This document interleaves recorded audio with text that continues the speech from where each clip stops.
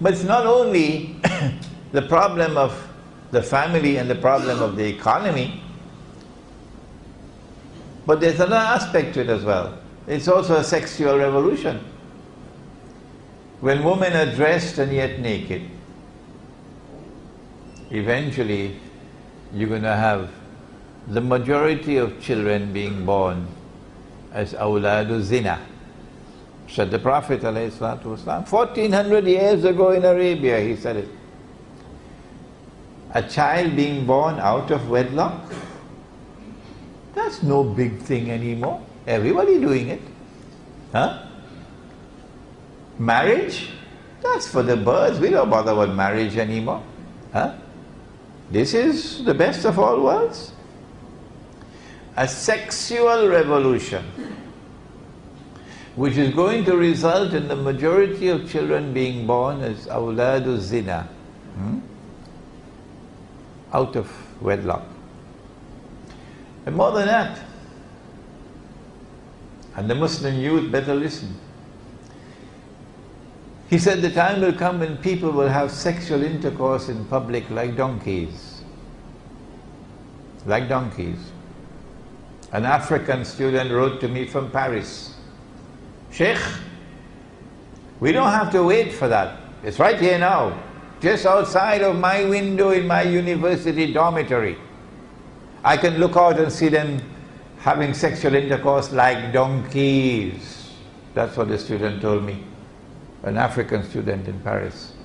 Just about maybe a month ago. Another one told me I was in Tokyo. And on a street in Tokyo I saw them like donkeys having sexual intercourse in public. In public.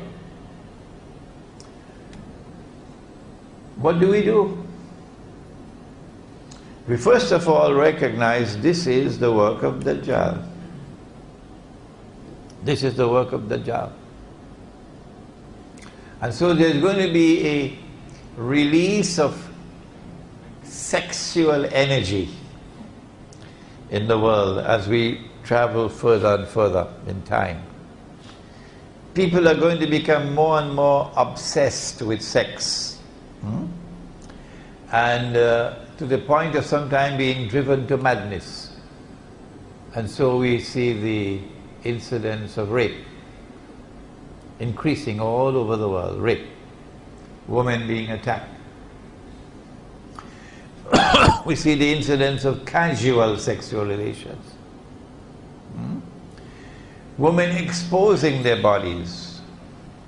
And Allah has created the woman as the most beautiful thing in the whole world for a man. No man will dispute that. The most beautiful, the most precious thing in the whole world for a man is a woman. Yes. So when women expose themselves, they're dressed and yet naked. All of this is being exposed to excite men, to lure men into sin. What do we do? When you are a young man, you've got that sexual energy in you. And as you grow older, it becomes weaker and weaker. So the older men don't have such a problem as the younger men. What do you do?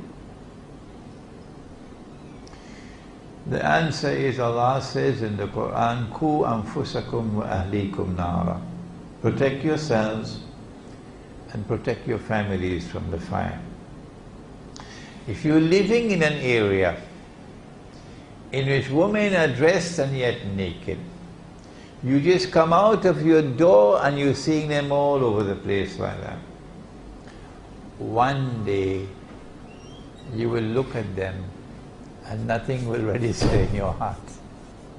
Nothing. Because it's common. You become accustomed to it. Okay?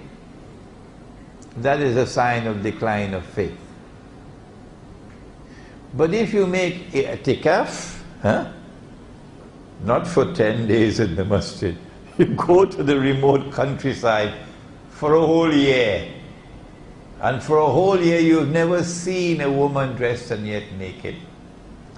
And then after 1 year you come back to KLCC or to Cyberjaya. When you see the first woman dressed and yet naked, something is going to shake inside of you. Something is going to shake inside. Oh my God, what is that? The world is going to end. Huh? Look at that, did you see?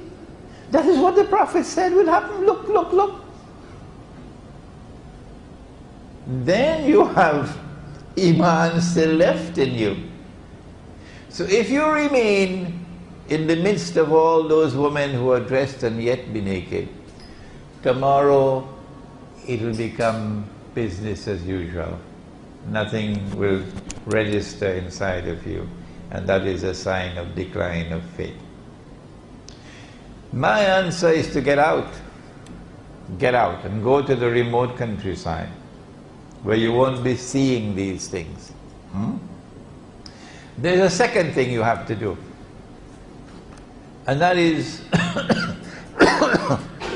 when a man is brought up as a man and he eats and he drinks the food that Allah has created, the pure food, and when he lives like a man, he rides horses for example, then the virility of a man is such that he needs more than one wife. When you're eating the stuff that you're now eating and drinking the stuff that you're now drinking and traveling in this iron horse where there's no exercise for the groin area, then sometimes one wife is too much.